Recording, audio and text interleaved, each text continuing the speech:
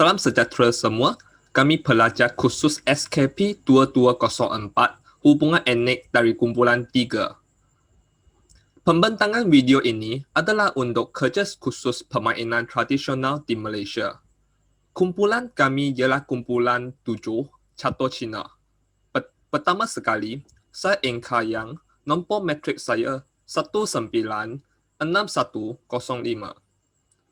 Seterusnya, biarlah rakan-rakan sekumpulan saya memperkenalkan diri sendiri.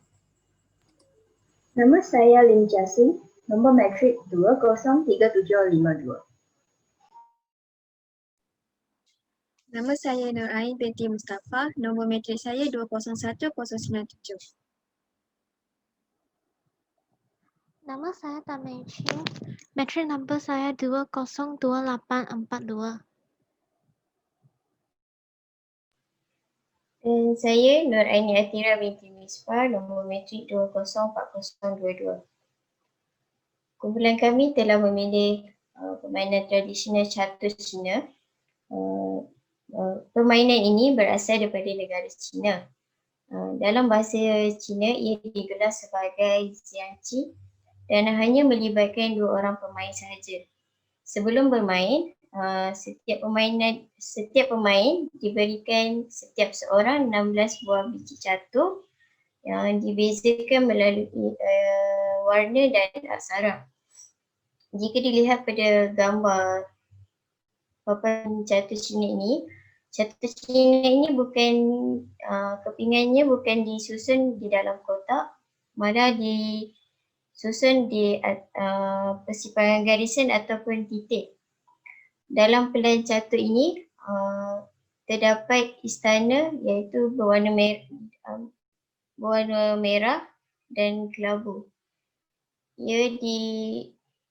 Dan terdapat sungai yang memisahkan pemain ini.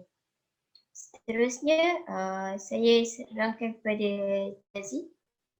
Terima kasih Aini. Sekarang permainan catur Cina ini adalah unik kerana ia menyerupai medan perang yang sebenar pada masa lampau. Orang dulu sering menggunakan catur Cina sebagai pelan merancang strategi mereka kerana dalam permainan ini mereka lah watak utama dalam mengawal setiap buah catur mereka. Catur Cina ini melatih daya fokus terhadap semua gerak-geri buah catur mereka. Di samping itu, catur Cina ialah salah satu daripada 4 seni tradisi Qin Qi Shu Hua iaitu muzik, catur, kaligrafi dan lukisan yang merupakan lambang kebudayaan tamadun Cina. Sekarang saya menyerahkan pembentangan ini yang seterusnya kepada Aini. Terima kasih Jessie. Saya akan mengupas sejarah catur Cina. Pertamanya, permainan catur Cina ini boleh diperkenalkan pada tahun 569 sebelum Masihi. Ia menjadi permainan kegemaran masyarakat Cina yang mempunyai latar belakang yang berbeza, daripada golongan intelektual kepada golongan kelas bawahan. Ianya juga masih muda dan antara permainan kegemaran masyarakat Cina sehingga sekarang. Seterusnya, catur Cina berasal daripada permainan Liu. Permainan Liu mempunyai Zhou, dadu yang menentukan pergerakan Qi iaitu catur, dan Jui ialah papan catur. Dalam kalangan kepingan catur ini terdapat satu general juga 5 budak. Dan objektif permainan ini adalah untuk mengalahkan general pihak lawan. Catur Cina mempunyai ciri-ciri permainan Liu dan juga objektif permainan Liu, tetapi ianya tidak menggunakan dadu untuk gerakkan kepingan catur. Catur Cina ataupun Xiangqi juga dipanggil sebagai permainan gajah. Ini kerana Xiang bermaksud gajah dan Qi bermaksud catur. Ia dipanggil permainan gajah juga kerana kepingan-kepingan catur tersebut dibuat daripada gading gajah pada zaman dulu, dan pada zaman dinasti Han masyarakat berperang menggunakan gajah untuk angkutan dan juga sebagai senjata perang. Akhir sekali, pada zaman dahulu, catur Cina digunakan sebagai panduan berperang kerana ia memperlihatkan pantang larang dalam perang, kedudukan yang betul bagi setiap ahli perang dan juga pergerakan-pergerakan yang membawa kepada kemenangan pihak sendiri dalam peperangan. Dan itu berakhirlah pembicaraan saya. Saya akan menyerahkan pertanyaan ini kepada Mek Chin. Terima kasih, Ai. Saya akan membentangkan tentang cadangan memperkekalkan permainan tradisional ini. Pertama, permainan ibu bapa amat penting. Kebanyakan ibu bapa menjadi suri teladan kepada anak-anak mereka. Ibu bapa perlu mendedarkan permainan tradisional kepada anak-anak mereka sejak kecil dengan membelikan anak-anak mereka permainan tradisional sebagai hadiah. Hal ini juga dapat mencabarkan minat generasi muda untuk terus mengekalkan dalam tradisional permainan ini. Seterusnya, peranan kerajaan iaitu pihak Kementerian Kesenian, Kebudayaan dan Kewarisan. Kementerian ini mengadakan pesta permainan tradisi di peringkat negeri dan kebangsaan. Setiap bahagian akan disediakan untuk semua peserta. Hal ini dapat menarik perhatian para pelajar sekolah untuk menyertai pesta tersebut. Langkah ini berupaya untuk mencangkil bakat dan mengalahkan remaja meminati permainan ini. Akhir sekali, pihak sekolah perlu memainkan peranannya dengan mengadakan kegiatan co-curriculum yang berkaitan dengan permainan tradisional. Sebagai contohnya, pihak sekolah boleh menumbuhkan kelab catur Cina atau kelab permainan tradisional lain. Seterusnya, pihak sekolah harus mewajibkan permainan ini di sekolah.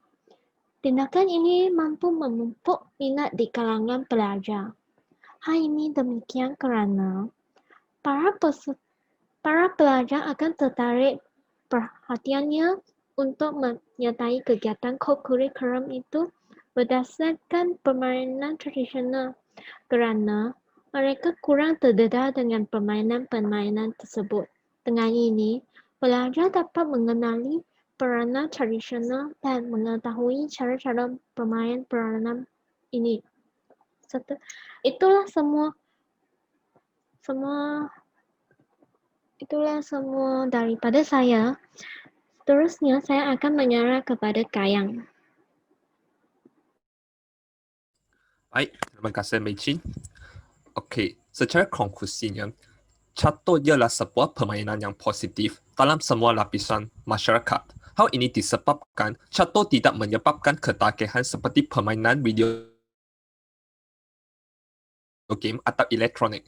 Kita mudah menawal keinginan kita dalam bermain catur. Selain itu, catur Cina sesuai untuk semua lapisan masyarakat terutamanya kanak-kanak sekolah. Pelajar boleh mempelajari istilah dan cerita tentang catur Cina bersama dengan cara permainan yang menarik dan tidak membosankan. Selain itu, catur Cina ialah warisan budaya kepada dunia. Catur Cina menampung sejarah yang harus dipelajari oleh kita semua. Catur Cina juga mengandungi kebijaksanaan nenek moyang dalam peperangan atau permainan. Seseorang boleh mendapatkan ilham dalam menangani masalah kehidupan semasa permainan catur. Catur Cina juga menunjukkan nilai-nilai moral Asia seperti kesetiaan kepada raja. Akhirnya, permainan catur Cina dapat memupuk minda dan sikap yang baik kepada kita. Permainan catur dapat melatih minda yang cergas dan prihatin kerana ia memerlukan fokus yang berpanjangan dalam mengatur strategi. Sikap kesabaran juga dipupuk kerana setiap pemain mesti bersabar dalam mengatur strategi untuk mendapatkan kemenangan terakhir. Itu sahajalah pembentangan video kami. Kami amat menghargai perhatian Dr. Romana dan pelajar lain kepada pembentangan kita. Sekian, terima kasih.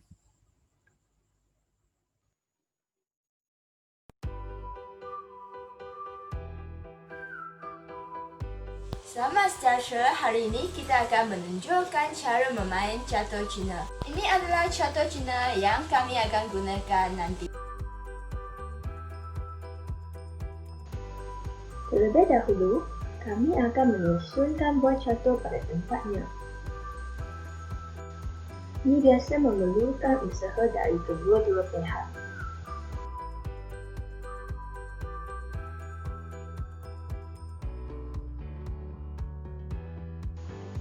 Baik, perlawanan bermula.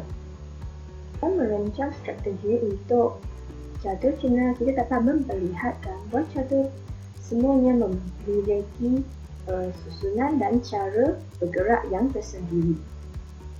Contohnya, kuda ada cara pergerakan yang tersendiri, begitu juga kereta, meriam dan sebagainya.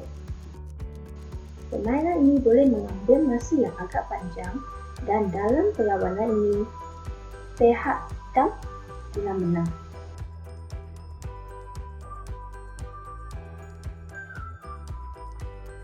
Catur Cina juga boleh dimainkan melalui aplikasi telefon yang dapat dimuat turun melalui Google Play. Tidak dapat dinafikan, pihak komputer atau artificial intelligence adalah lebih handal berbanding manusia dalam memainkan catur Cina ini. Walau bagaimanapun, teknik kita dapat dilatih dengan lebih mendalam apabila bermain dengan komputer yang memang penuh dengan strategi.